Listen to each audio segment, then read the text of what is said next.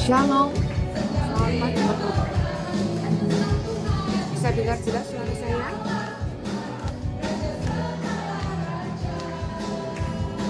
Mari kita ucapkan bersama-sama ya. Kami mematahkan setiap siasat,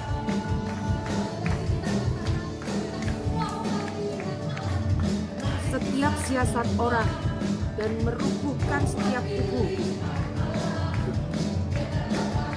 yang dibangun oleh keangkuhan manusia untuk menentang pengenalan akan Allah. Kami menawan segala pikiran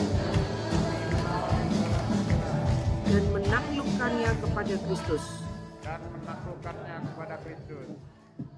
Amin. Bapa kami serahkan seluruh ibadah pada hari ini ke dalam tangan-Mu. Sucikan, kuduskan, tahirkan roh, jiwa, dan tubuh kami. Hanya Engkau saja yang bekerja Tuhan. Engkau melayakkan kami. Kuasai mulut, bibir, dan lidah hamba. Supaya hanya yang dari Engkau saja Tuhan, hati-Mu sendiri sampaikan. Di dalam nama Tuhan Yesus berikan kami semua telinga seorang murid yang dapat mendengar. Buat kami bisa menerima didikan. Di dalam nama Tuhan Yesus. Amin. Selamat pagi, perkenalkan saya Yeni dari keluarga Kerajaan Surga. Sudah sering ya mendapat pengajaran dari keluarga Kerajaan Surga? Saya mau kita interaktif ya supaya tidak ada yang ngantuk. Hari ini saya mau bicara tentang kasih karunia dan iman. Siapa yang sudah tahu kasih karunia itu apa? Angkat tangan. Ada yang sudah tahu kasih karunia itu apa? Kasih karunia definisi sederhananya adalah Tuhan tidak punya kewajiban untuk memberi, tetapi tetap Dia beri. Tuhan kita tidak punya kewajiban untuk memberi, tapi tetap Dia beri. Kita tidak punya hak untuk minta, tetapi tetap Tuhan kasih. Itu definisi kasih karunia, anugerah. Tuhan tidak punya tanggung jawab untuk memberikan kita apapun karena Dia sudah memberikan segalanya dengan Dia mati di kayu salib. Darahnya, nyawanya, penderitaannya, itu bukan karena Dia sendiri, itu karena kita. Kita nggak punya hak untuk menuntut Dia. Karena sesungguhnya kalau kita sudah ditebus, sudah dibeli nih pakai darah, berarti kita punya siapa? Punya Tuhan. Kalau kita sudah dibeli, kita jadi punya Tuhan, gitu kan? Apa kita punya hak untuk minta sesuatu? Tapi tetap Tuhan kasihkan. Tuhan mengasihi kita sampai sedemikian. Pada bawa Alkitab nggak nih? Buka di Yohanes 5 ayat 2 sampai 9. Yohanes 5 ayat 2 sampai 9. Seharusnya ini pada Kristen Katolik itu sudah lama kan ya? Pada jadi orang Kristen udah lama, udah pada tahu cerita tentang orang lumpuh di kolam Bethesda. Ada yang belum pernah tahu? Angkat tangan. Semua sudah tahu ya? Orang lumpuh di kolam Bethesda. Kita baca sama-sama. Ada yang bisa bacakan? Ayat 2 sampai 9. Yohanes 5.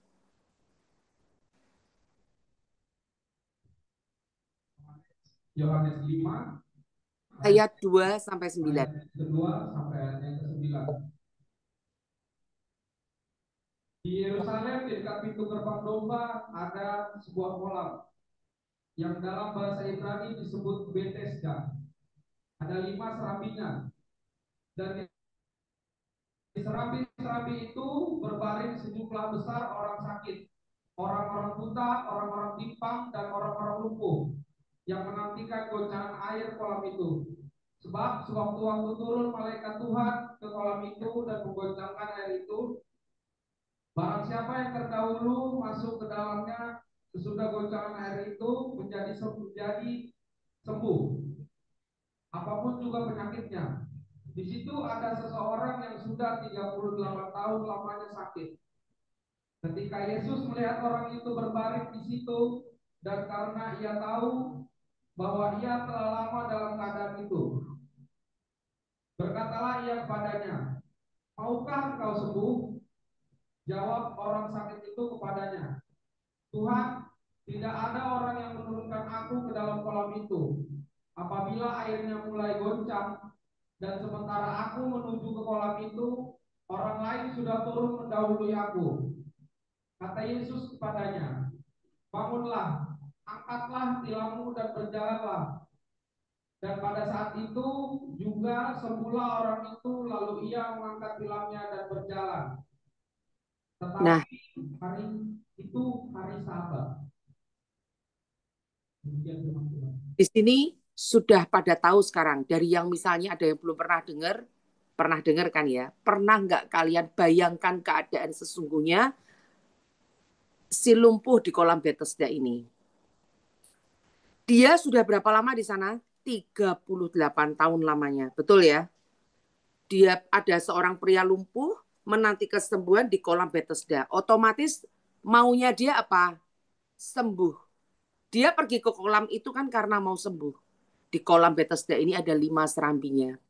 Di sini tertulis, di serambi-serambi itu berbaring sejumlah besar. Sejumlah besar berarti banyak ya. Ini sama-sama kita bayangkan dulu keadaannya. Orang-orang buta, orang-orang timpang, orang-orang lumpuh yang menantikan goncangan air kolam itu. Sebab sewaktu-waktu turun malaikat Tuhan ke kolam itu dan menggoncangkan air itu.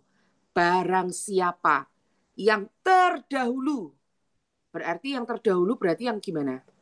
Yang pertama kali masuk ke goncangan air itu kan, menjadi sembuh apapun juga penyakitnya. Sekarang kita bayangkan, yang satu buta, yang satu pincang, yang satu sakit tangannya, yang satu sakit kulitnya, yang satu banyak deh penyakit-penyakit gitu kan ya.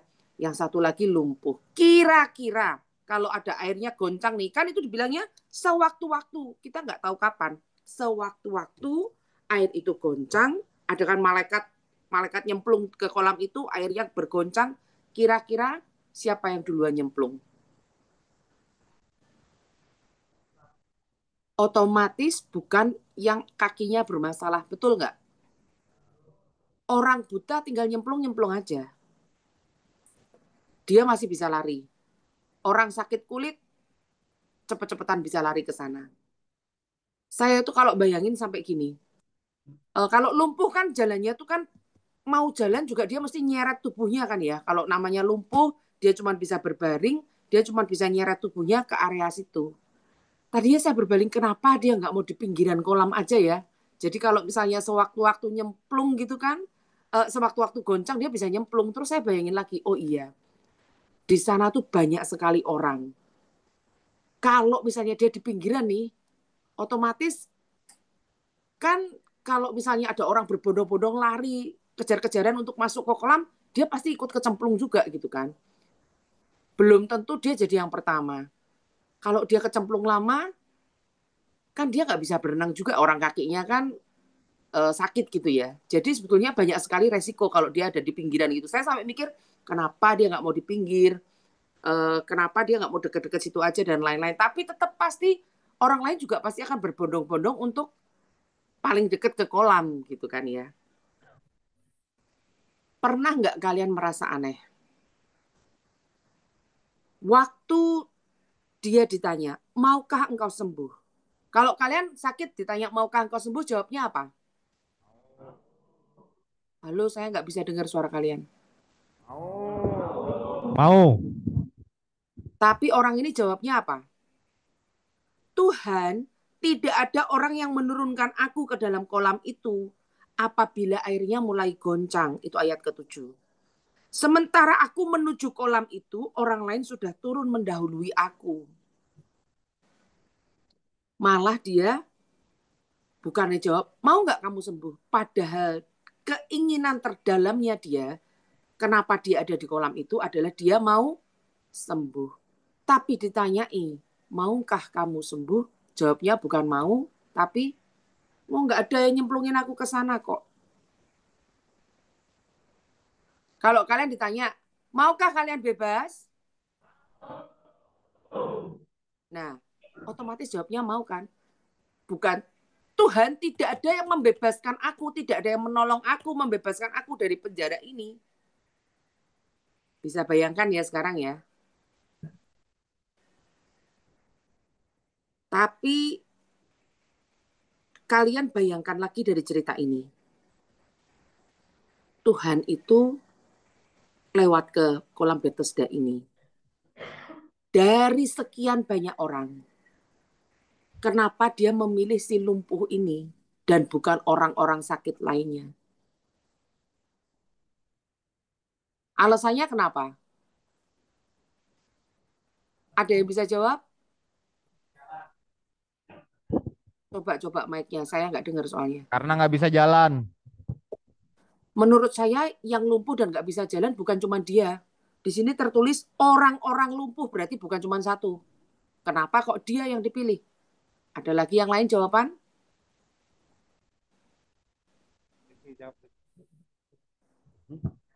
Jangan dulu. Karena Loh, karena hatinya yang paling tulus ingin sembuh. kalau kamu bilang dia paling tulus ingin sembuh, pasti jawabnya, maukah engkau sembuh? Mau Tuhan. Itu tulus. Ini jawabannya bukan mau loh. Malah nyalah-nyalahin Tuhan. Tuhan, tidak ada orang yang menurunkan aku ke dalam kolam itu apabila airnya mulai goncang. Malah nyalah-nyalahin. Dia nyalahin teman-temannya nih. Aku nggak punya temen nih yang ngangkat aku ke sana. Dan sementara aku menuju ke kolam itu, orang lain sudah turun mendahului aku. Kalau dia bilang tidak ada orang yang menurunkan aku, dia udah mulai nyalah-nyalahin teman-temannya nggak? Nggak ada loh yang nolongin aku. Mana teman-temanku nggak ada? Berarti kalau bilang tulus nggak juga loh. Ada nggak yang lain? Jawaban apa lagi? Karena dia sudah putus asa. Iya. Yang putus asa apa cuma dia? Semuanya. Terus kenapa kok Tuhan pilih dia?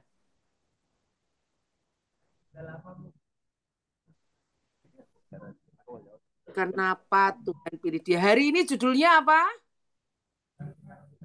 Kasih karunia. Lah iya, cuma tinggal baca judul loh ya. Pikir lama-lama. Tulus enggak? Apa dia kenal Tuhan Yesus? Ya. Di ayat mana dia bilang enggak kenal Tuhan Yesus? Loh, kalian baca Alkitab enggak? Ya. Nah, saya kasih tahu ayatnya. Tadi siapa yang bilang enggak kenal Tuhan Yesus? Angkat tangan. Ya. Lihat di ayat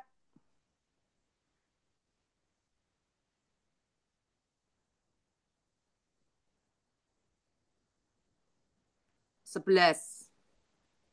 Akan tetapi, kan waktu itu ayat 10-nya, tadi kan sampai ayat 9 kan ya. Ayat 10-nya, karena itu orang-orang Yahudi berkata kepada orang yang baru sembuh itu, hari ini hari Sabat, tidak boleh engkau memikul tilammu. Ayat 11-nya, akan tetapi ia menjawab mereka, orang yang telah menyembuhkan aku, dia yang mengatakan kepadaku, angkatlah tilammu dan berjalanlah.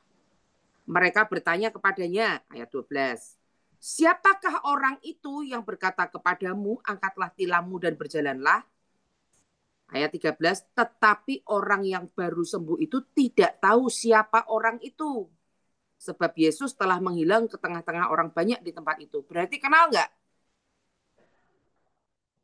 Nggak kenal. Tetapi orang yang baru sembuh itu tidak tahu siapa orang itu. Berarti nggak kenal loh. Tiba-tiba aja didatengin. Kenapa di antara sekian banyak orang yang ada di kolam Bethesda itu kan dibilang serambinya aja 5. Berarti anggap aja kita ada 5 ruangan penuh orang-orang sakit. Ruang A, B, C, D, E. Kayak di rumah sakit itu kan banyak bangsal-bangsalnya. Dari sekian banyak orang itu kenapa yang dipilih dia? Yaitu tadi, kasih karunia. Tuhan tahu persis apa yang dibutuhkan.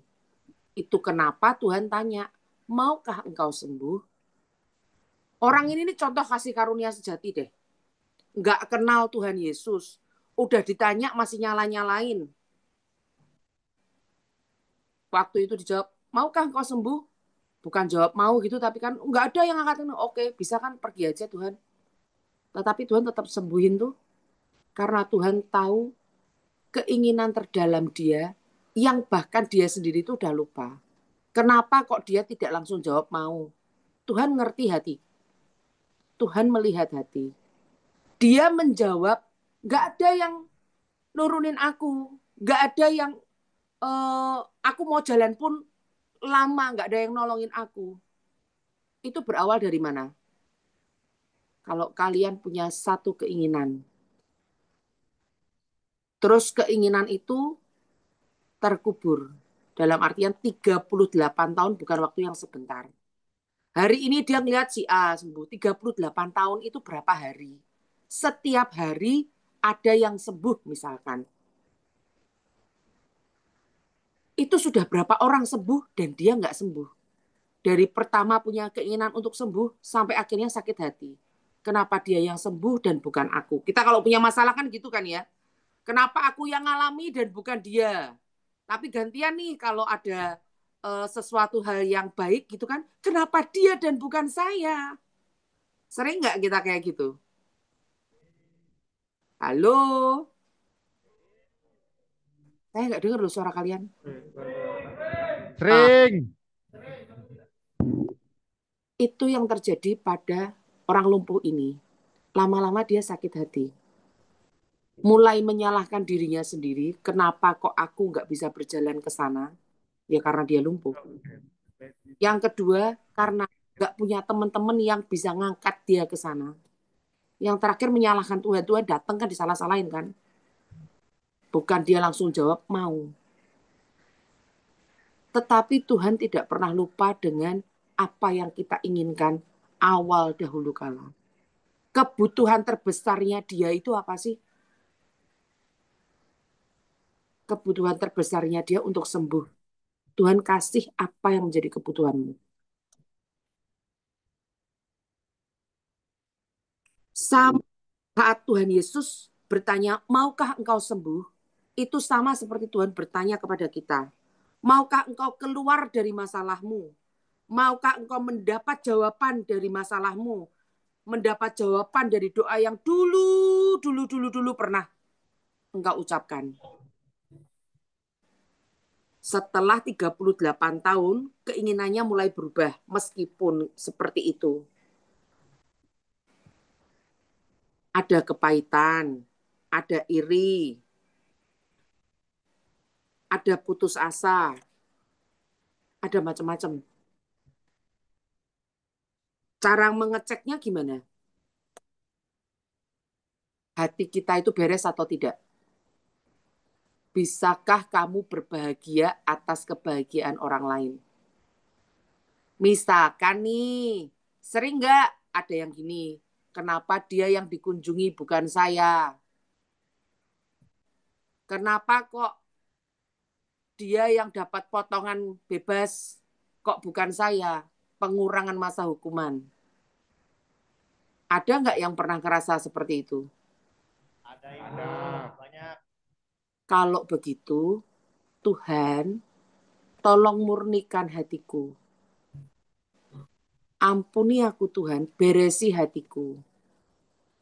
Karena itu berarti masih ada iri dalam diri kita kan? Yang tadi saya bilang, kalau yang bagus, kenapa dia dan bukan saya? Kalau dapat tambahan hukuman, untung dia bukan saya. Untunglah bukan saya. Kenapa saya dan bukan dia? Kenapa dia bukan saya? Hati-hati dengan hati kita sendiri. Nah, Orang lumpuh ini punya iman nggak untuk sembuh? Punya, Bu. Ya, Kok bisa punya? Ayat yang mana yang bilang dia punya iman? awal lihat. Yang mana? Loh iya toh, jangan ngarang. Ayatnya mana yang menunjukkan dia punya iman? Karena dia menunggu selama 38 tahun untuk sembuh. Menurut saya kalau dia punya iman, dia akan menjawab, mau Tuhan. Bukan malah nyala-nyalain orang lain. Dia sudah dalam kondisi putus asa sampai menyalahkan semua hal. Kondisinya, sakitnya. Ayat yang mana? Itu kan untuk ibu. Tuhan berbeda. Ayo.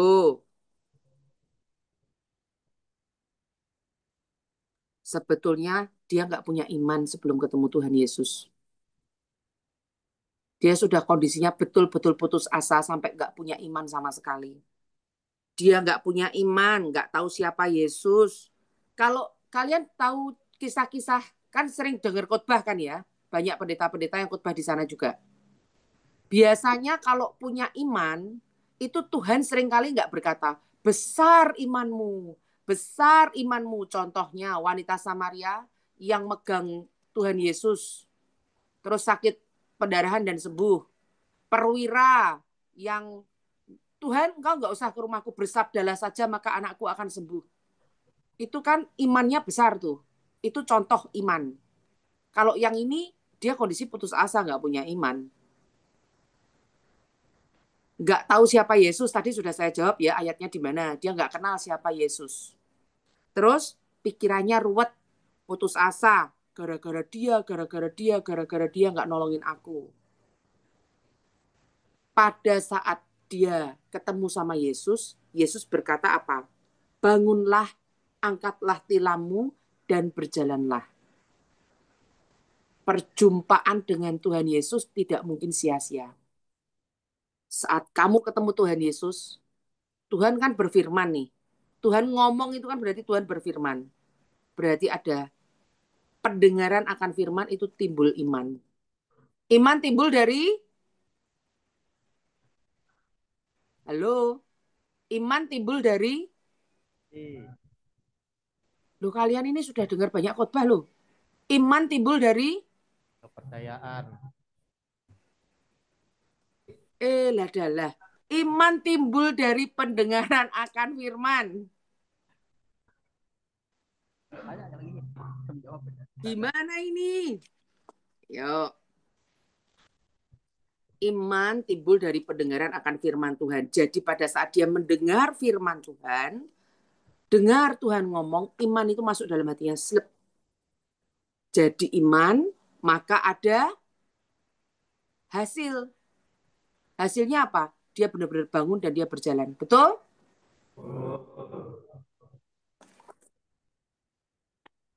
Benar. Iman timbul dari pendengaran akan firman. Ulangi lagi, iman timbul. Iman timbul dari pendengaran akan firman. Firman itu apa?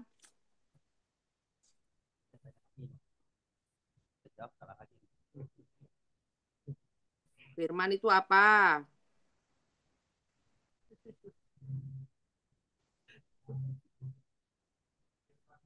Buka dulu Roma 10 ayat 17. Ya, bukan, salah lagi itu. Roma 10 ayat 17. Ayat 17. Ayat 17.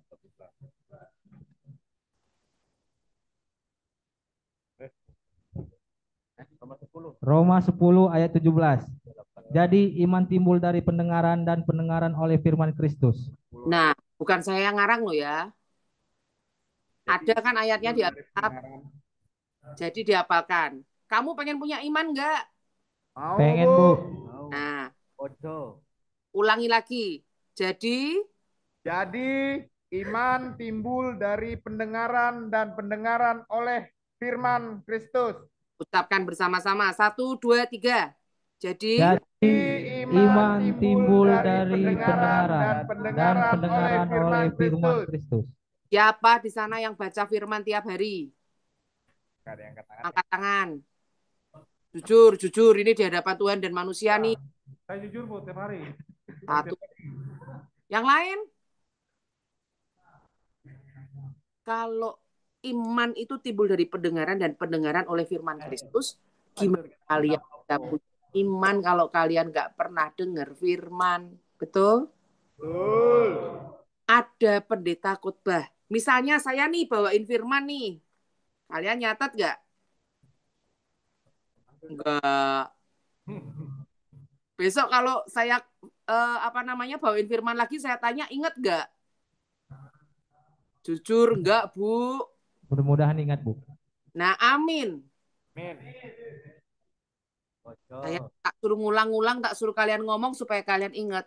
Jadi iman timbul dari Pendengaran oleh firman Kristus. firman itu apa sih? Kata-kata yang keluar dari mulut Tuhan. Tuhan menciptakan segala sesuatu dengan firman-Nya. pada mulanya adalah firman. Baca Yohanes 1 ayat 1. Iyalah, nanti dikira saya ngarang. Mulanya Allah berfirman.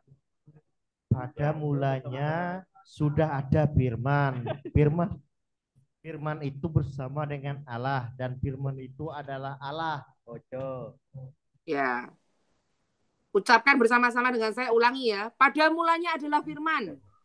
Pada mulanya adalah firman. Firman itu bersama-sama dengan Allah. Dan firman itu adalah Allah. 1, 2, 3 ayat 2. Iya. Pada mulanya bersama-sama dengan Allah. 3. Segala sesuatu Dijadikan oleh Dia dan tanpa Dia tidak ada sesuatu pun yang terjadi. Telah dijadikan. Ojo. yang telah dijadikan. Nah, tertulis, coba kita ingat-ingat lagi supaya ini masuk nih di diri kalian. Percuma saya ngomong sampai berapi-api terus nanti kalian lupa. Sayang banget. Pada mulanya adalah firman. Firman itu bersama-sama dengan Allah. Yang kata-kata terpenting ini apa? Firman itu adalah Allah. Kalian mau jadi orang sakti nggak? Loh, orang sakti itu gimana? Kalau ngomong jadi punya keinginan terpenuhi, caranya gimana? Ngomongnya pakai firman. Kalian misalnya nih punya kebutuhan, kalian di LP kan? Ya, Bu. Punya keluarga nggak di luar? Ada, Bu. Nah, kalau ada keluarga di luar, misalnya punya anak, anaknya butuh sekolah nggak? Butuh. Butuh uang nggak kalau sekolah? Butuh. Ada kan ayatnya, Allahku akan mencukupkan segala keperluanku menurut kekayaannya. Kalian kalau ngomong Tuhan, tolongi. Aku mau Tuhan, anakku bisa sekolah, tolongi Tuhan. Kalian tolong. Firmannya apa? Kalau mau doanya cepat terkabul, pakailah firman. Tuhan, bukankah engkau berfirman bahwa Allahku akan mencukupkan segala keperluanku menurut kekayaan. Di surga itu kan apa aja ada toh. Kamu pengen berkat untuk anakmu, tiba-tiba ada yang ngasih beasiswa untuk anakmu. Tiba-tiba ada yang mencukupkan kebutuhan istrimu.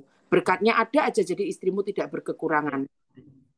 Kamu pengen istrimu nggak selingkuh, tiba-tiba ada pagar yang dari Tuhan. Itu cara berdoa. Cari firmannya. Tertulis apa? Firman itu adalah Allah. Berarti kalau kamu ngomong sesuai firman, yang ngomong siapa? Allah. Lebih saktian kamu apa lebih saktian Allah? Allah. Kalau kamu ngomong kan, kalau doa masih tolongi Tuhan. Semoga anakku baik-baik saja. Semoga bisa iya, bisa enggak. Iya kan? Tapi kalau ngomong pasti enggak? Sudah masuk dulu belum ini pikiran yang kayak begini? Masuk. Sekarang gini, kalian sering dengar nggak tentang iman biji sesawi? Pernah. Menurut kalian iman kayak apa tuh iman biji sesawi? Kecil. Wow, imannya kecil sekali. Oke, kita Ide buka. Ya, mari kita buka. Matius 17. Matius. Matius 17. Iya, saya ajarin ngulik firman nih, biar kalau baca paham. Iman biji sesawi itu ada di Matius 17 ayat 14 sampai 21. Baca.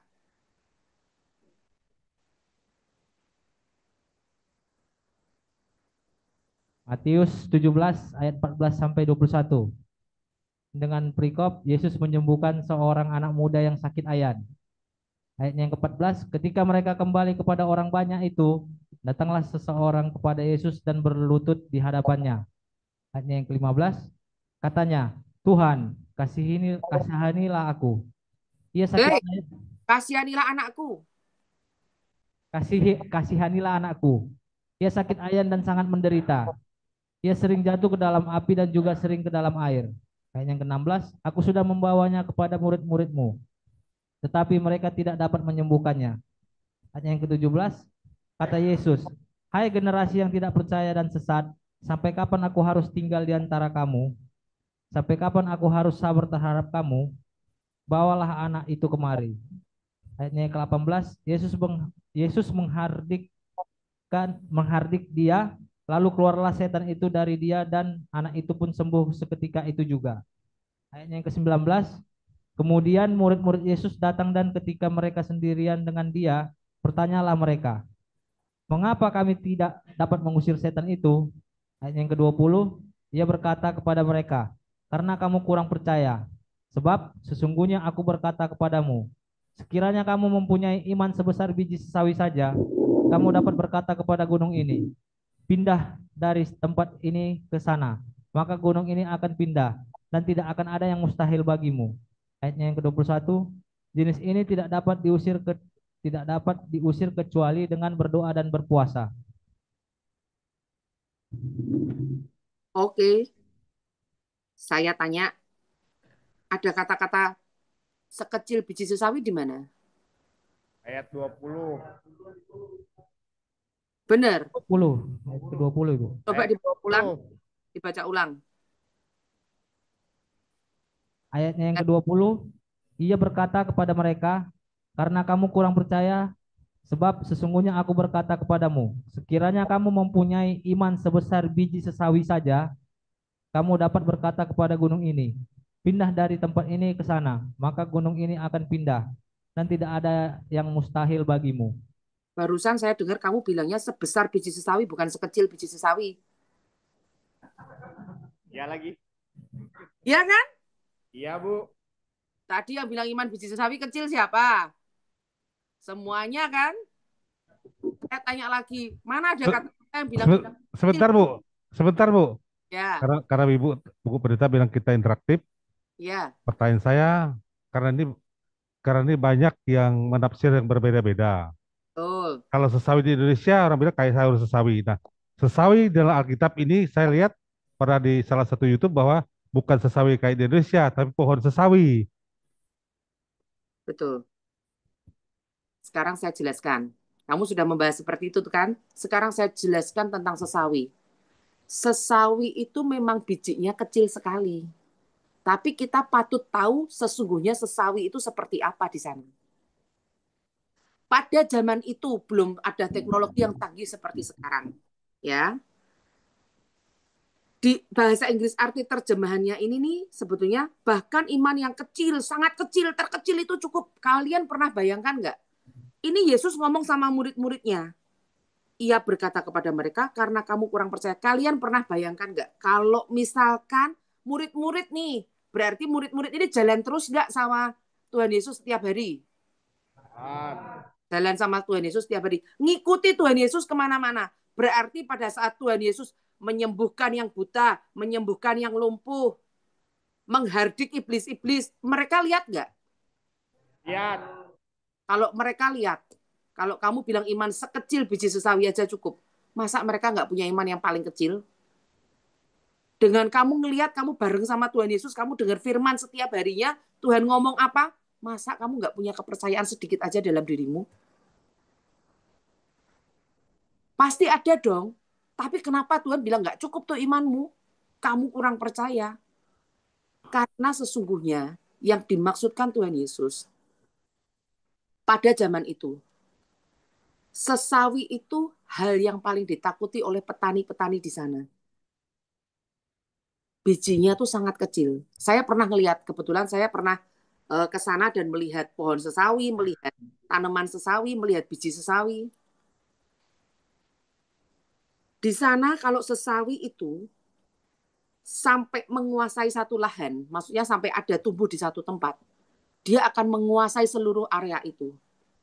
Menyebar dengan cepat. Karena pohonnya tuh waktu masih kecil sebelum jadi pohon itu kan dia berupa tanaman kayak ilalang.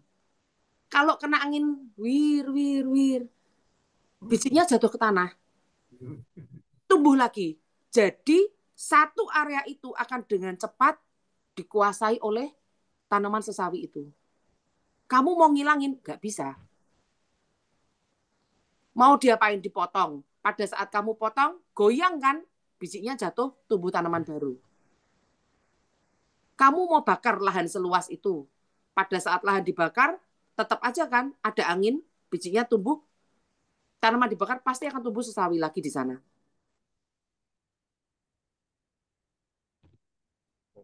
Kalau dibiarkan, dia akan tumbuh menjadi seperti pohon, yang bahkan burung-burung bisa bersarang di atasnya. Nah, sekarang sudah tahu seperti ini. Berarti sesungguhnya yang dimaksud Tuhan Yesus, iman biji sesawi itu apa? Kenapa dibilang sebesar biji sesawi? Saya dulu juga kayak kalian mikirnya, iya ya iman yang kecil aja cukup. Tapi itu kayak nggak masuk di akal saya. Kalau iman sekecil itu aja cukup, bahkan bisa memindahkan gunung. Lah mosok imanku tuh ya kalah kecil sama yang itu. Betul nggak? Kalau dibilang kecil aja cukup, kenapa doa kalian selama ini nggak terkabul-terkabul? Kan iman kecil aja cukup tuh. Cukup iman yang kecil. Enggak. Apa yang dimau Tuhan Yesus itu sebetulnya apa? Sekarang ya, tanaman sesawi. Dia itu tanaman yang invasif. Sekali mereka berakar, menyebar dengan cepat. Berkembang dengan sangat banyak, menghabisi tanaman-tanaman yang lain. Berarti itu akan menguasai tanah sampai seluruh tanah yang ada di area itu isinya cuma tanaman sesawi. Seperti kamu kalau ngelihat rumput liar tumbuh dengan subur, ya kayak gitu itu. Secepat itu. Itu sangat ditakuti sama petani-petani di sana, karena itu sudahlah nggak mungkin dihilangin. Kalau sekalinya ada itu, zaman dulu belum ada obat-obatan. Kayak sekarang kan kalau misalnya rumput dikasih obat untuk mematikan rumput, ada zaman dulu nggak ada kayak gitu. Mereka mau bakar, tumbuh lagi. Mereka mau potong, tumbuh lagi. Terus gimana ngilanginya? Jadi tanaman itu sangat ditakuti karena tidak bisa dikontrol, tidak mungkin dihilangkan. Berarti kalau Tuhan Yesus berkata iman seperti biji sesawi, berarti iman yang seperti apa? Iman yang nggak bisa dibendung, iman yang nggak bisa ditahan, iman yang menyebar dengan agresif sampai itu menguasai seluruh roh, tubuh, dan jiwamu. Itu sampai iman yang nggak bisa dihentikan, unstoppable. Sekarang make sense nggak? Masuk di akal nggak? Yang dimaksud tuh iman yang seperti itu.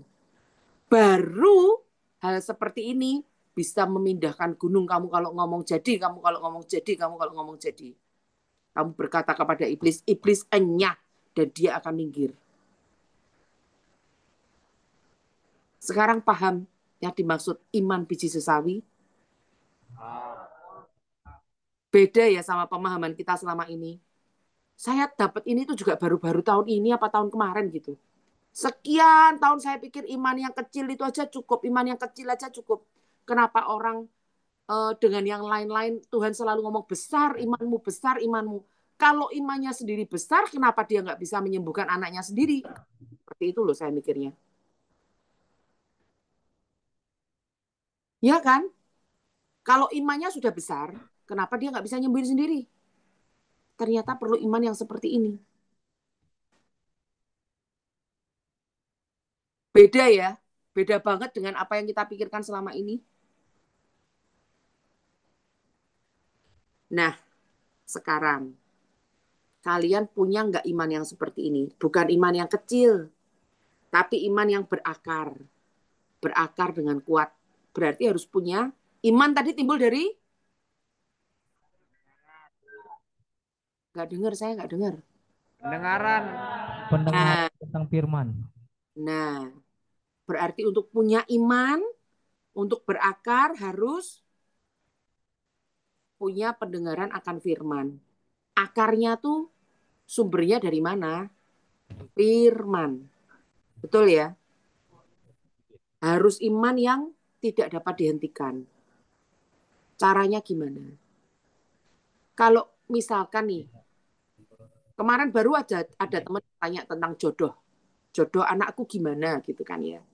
Kalian kalau sebagai orang tua pasti kepikiran tentang jodoh anaknya, semoga dapat yang baik-baik dan lain sebagainya. Aku selalu khawatir akan anakku itu jodohnya gimana. Terus aku bilang, ya yang pertama kali kamu berdoa toh bahwa Tuhan itu selalu merancangkan yang baik. Rancanganku bukan rancangan kecelakaan, melainkan rancangan damai sejahtera. Yang memberikan masa depan penuh harapan. Ada nih berarti, dasar firmannya sudah ada nih.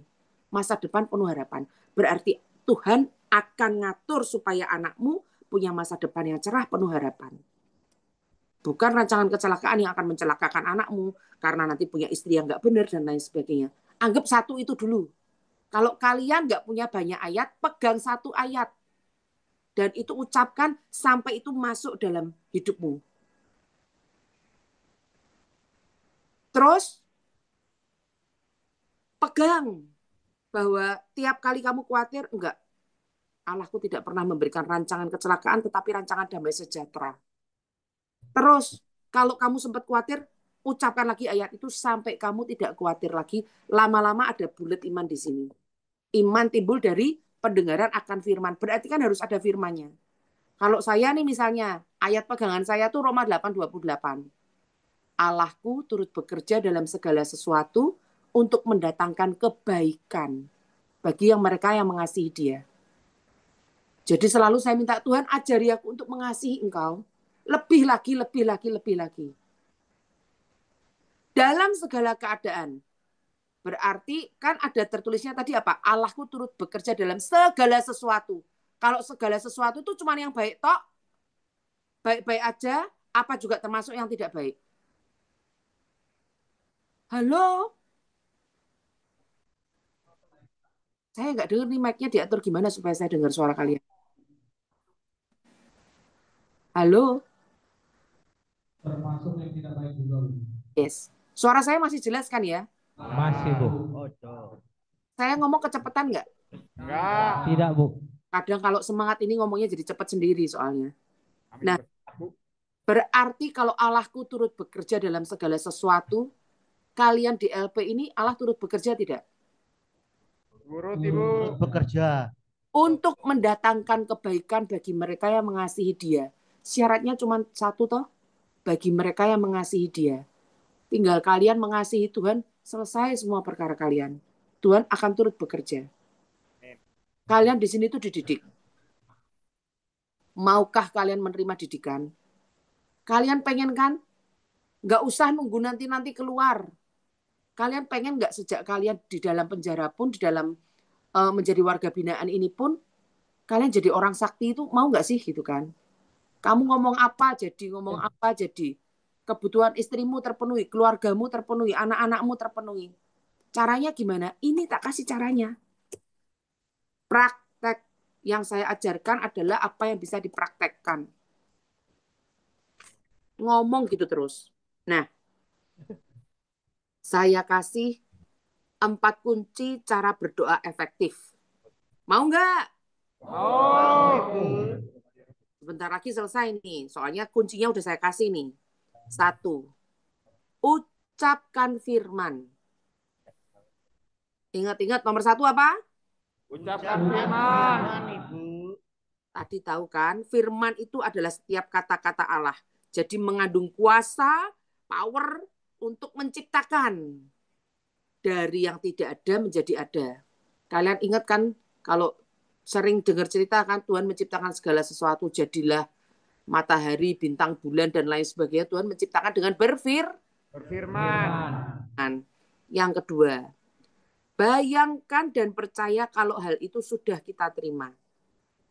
Kayak tadi saya ngajari teman saya tentang jodoh anak nih. Kamu bayangin aja, anakmu punya jodoh yang baik, nggak pernah jangan khawatir kalau anakmu jodohnya tidak baik. Karena apa yang kamu khawatirkan itu yang akan terjadi. Buka Markus 11 ayat 24.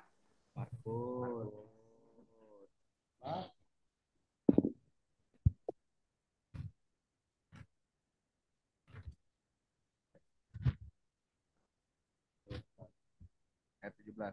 Mana dia? 17 nih. Markus 11 ayat 24. 11 ayat 24. Karena itu aku berkata kepadamu. Markus 11 ayatnya yang ke-24 berbunyi demikian Ibu. Karena itu aku berkata kepadamu, apa yang kamu doakan dan minta, percayalah bahwa kamu telah menerimanya, maka hal itu akan menjadi milikmu. Amin nggak? Amin. Nah, ayo ucapan bersama-sama. 1, 2, 3. Karena itu aku berkata kepadamu, apa yang kamu minta dan berkat, percaya bahwa Percayalah bahwa kamu telah menerimanya.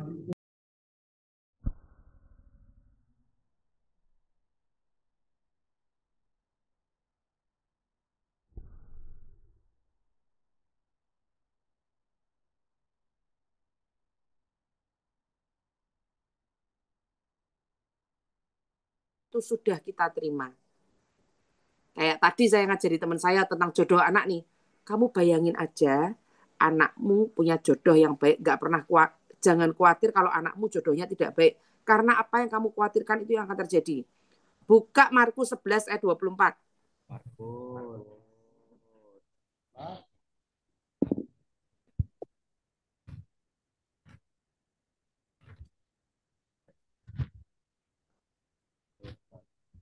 ayat 17. Mana dia? 17 nih.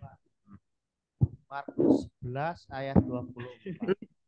11 ayat 24. Karena itu aku berkata kepadamu. Markus 11 ayatnya yang ke-24 berbunyi demikian Ibu. Karena itu aku berkata kepadamu, apa yang kamu doakan dan minta, percayalah bahwa kamu telah menerimanya, maka hal itu akan menjadi milikmu. Amin nggak? Amin. Nah, ayo ucapan bersama-sama. 1, 2, 3. Karena itu aku berkata kepadamu, apa yang kamu minta dan berkat, percaya bahwa Percayalah bahwa kamu telah menerimanya, maka hal itu akan diberikan kepadamu. Enak toh? mantap. Mantap. Sudah saya kasih kuncinya loh ya. Tinggal kamu bisa nggak bayangkan kamu nerima itu. Caranya gimana tadi? Nomor 1 apa? Ucapkan firman. Ucapkan firman. Yang nomor 2 ini bayangkan dan percaya kalau hal itu sudah kita terima. Sudah saya kasih ayatnya loh ya. Dasar firmannya ada. Jadi kalau kamu bisa membayangkan, bisa ngomong firmannya, itu jadi nggak? Nomor 3 nih yang paling penting nih. Mengampuni. Siapa yang masih belum bisa mengampuni, jujur aja. Banyak nggak?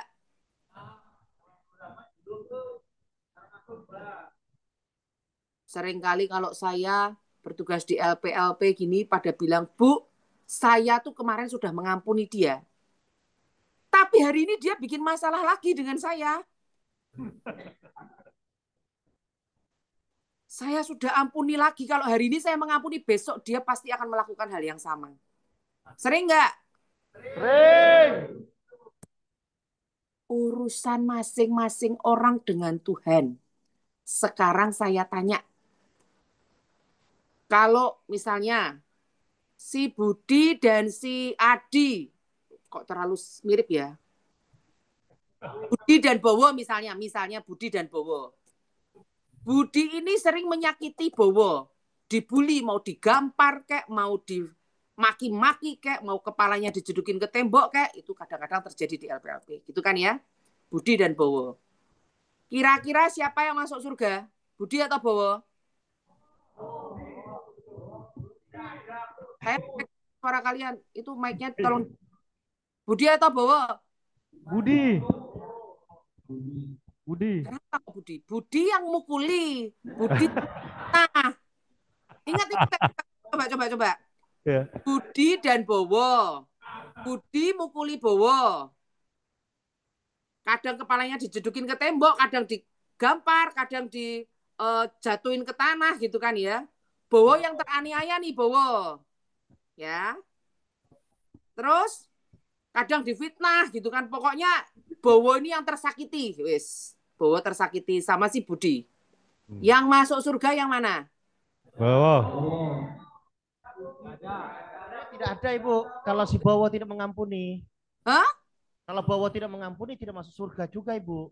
Yes. Si Budi masuk surga nggak? Budi masuk surga nggak? Enggak. Gimana ini, saudara-saudara? Saya kasih tahu, tunggu. Wah, PR-nya Ibu Hana sepertinya banyak ini di Tenggarong. Nah, kalian udah diajari berapa lama? Hah, tunggu ya, tunggu. Ikuti saya. Kalau si Bowonya terus sakit hati nggak kira-kira Bowo dibully terus sama si Budi? Sakit hati. Si Budi nih tiba-tiba dia bertobat. Tuhan, ternyata perbuatanku salah.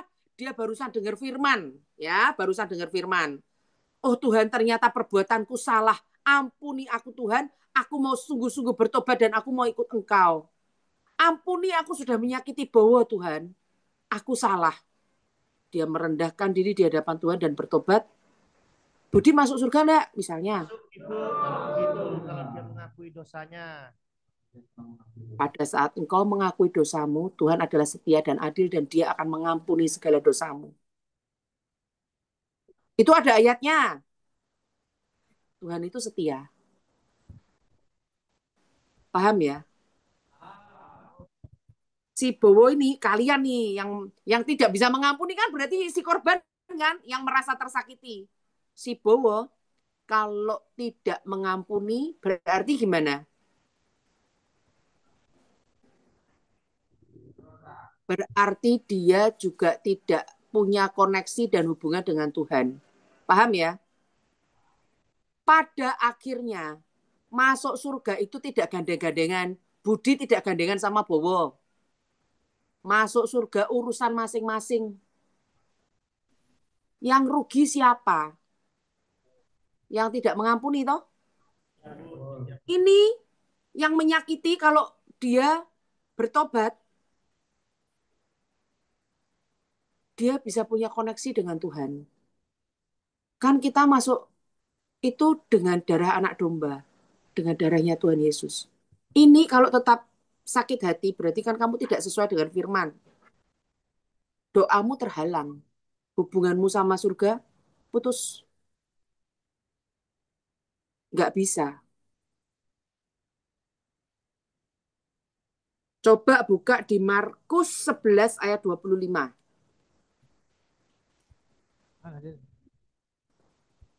Markus 11 ayat 25. Markus 11 ayat 25.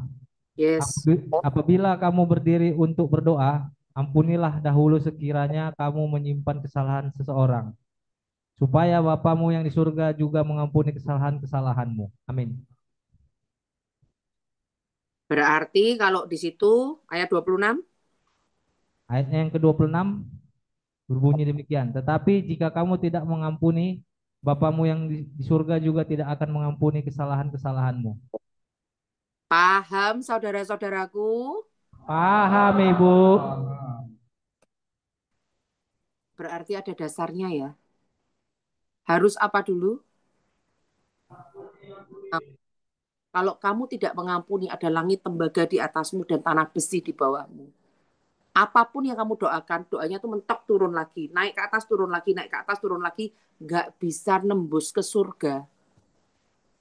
Meskipun kamu berdoa sampai bersujud, menangis sampai delosor pun tiarap ke tanah. Doanya didengar nggak? Lah kamu nggak mau mengampuni, itu hukum yang dasar paling mutlak, paling nomor satu. Nggak bisa. Caranya mengampuni, gimana Bu? Tuhan, aku masih sakit hati. Jujur aja. Jujur di hadapan Tuhan. Tuhan, aku masih sakit hati. Tolongi aku Tuhan. Tapi aku mau. Karena firman-Mu berkata aku harus mengampuni. Aku mau Tuhan. Tolong beresi aku yang sakit hati ini. Aku tidak mau doaku terhalang. Aku mau taat untuk mengampuni.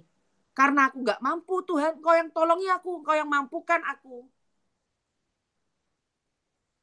Bisa nggak doa seperti itu? Ngaku aja kalau nggak mampu. Minta Tuhan yang mampukan.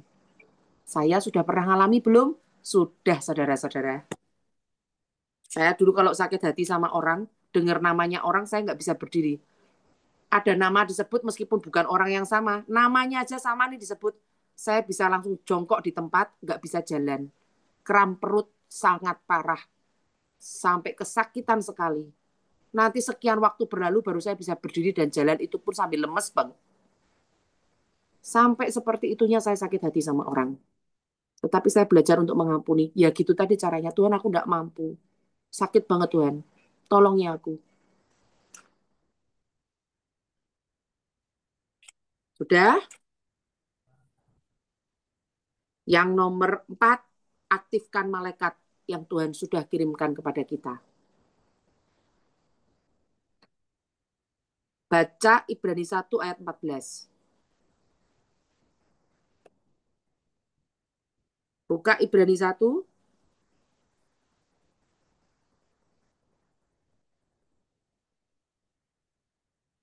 Yuk dibaca.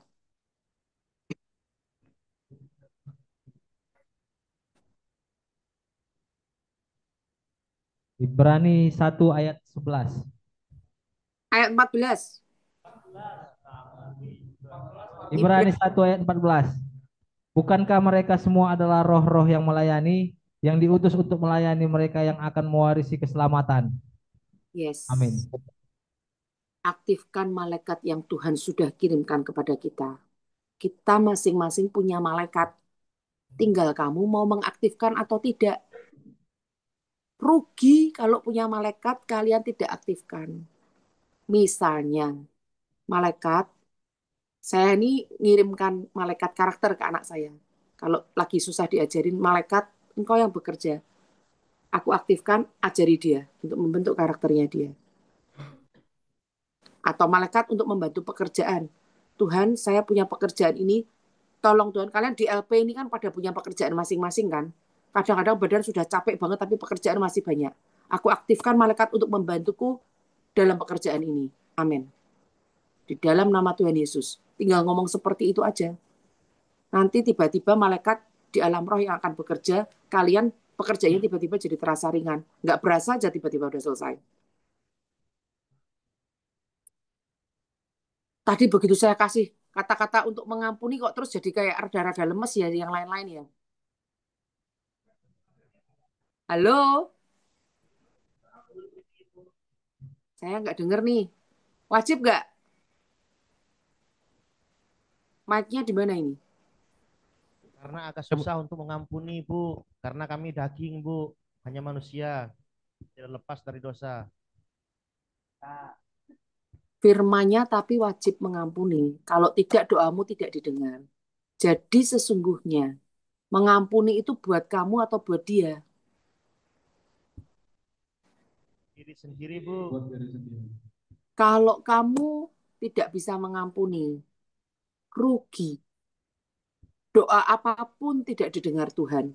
Karena kalau kamu tidak mengampuni, maka kamu juga tidak diampuni. Jalurnya sudah pasti itu menuju kemana.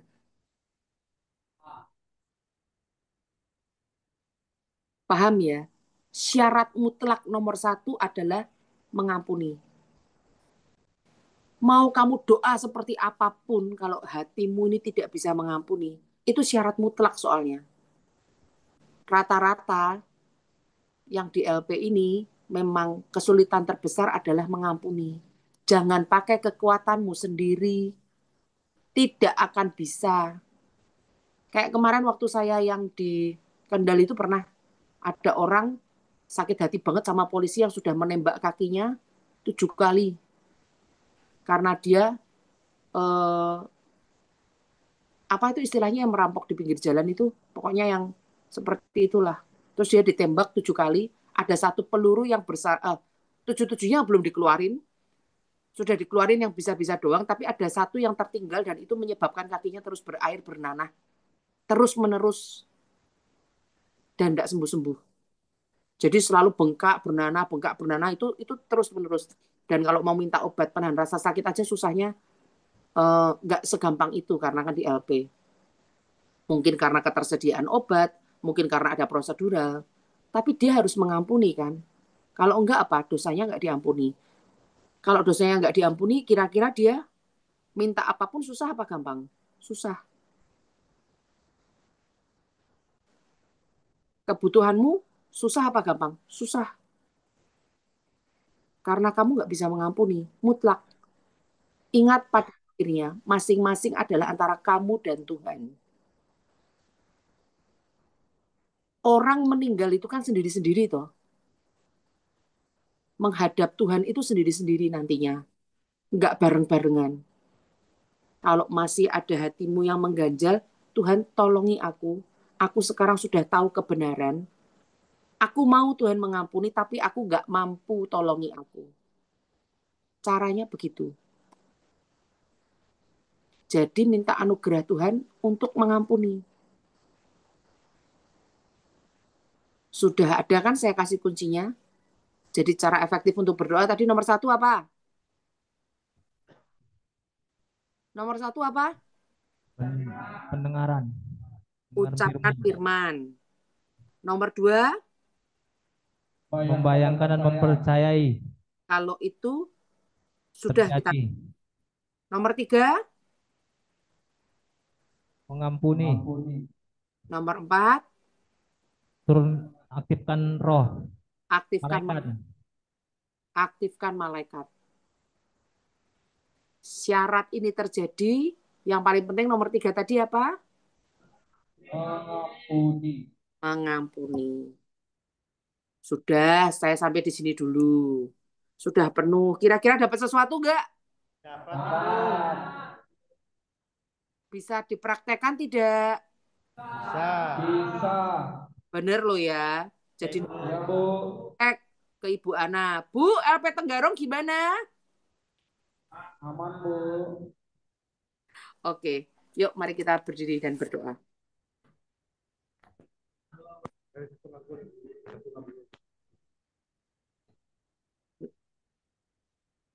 Bapa, firman-Mu sudah hamba sampaikan. Kasih karuniamu sungguh teramat sangat besar untuk kami. Kami masuk melalui tahta kasih karuniamu, Bapa. Engkau mengasihi setiap dari warga binaan di LP Tenggarong ini. Bantu mereka, Tuhan, untuk mengampuni. Kami tidak mampu, Tuhan, kalau bukan Engkau. Roh-Mu yang memampukan. Roh-Mu yang memampukan. Mari ucapkan bersama-sama. Tuhan Yesus, ajari aku ampuni. Allah Roh Kudus, Allah Roh Kudus, aku tidak mampu. Biar Roh-Mu yang bekerja. Biar Roh-Mu yang bekerja. Aku hanya mau taat, Tuhan.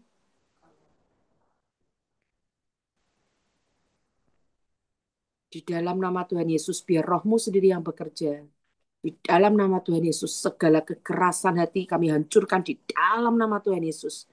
Engkau yang beracara Tuhan, Engkau yang meluruskan cara pandang mereka, biar kebenaran-Mu tertancap dengan kuat, berakar, bertumbuh dengan subur, dan berbuah dengan lebat. Apa yang hamba sampaikan pada hari ini, hamba yakin tidak sia-sia, dan itu bisa mengubahkan mereka di dalam nama Tuhan Yesus. Terima berkat. Tuhan memberkati engkau dan melindungi engkau. Tuhan menyinari engkau dengan wajahnya dan memberi engkau kasih karunia. Tuhan menghadapkan wajahnya kepadamu dan memberi engkau damai sejahtera.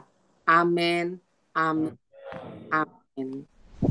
Selamat siang Tuhan Yesus.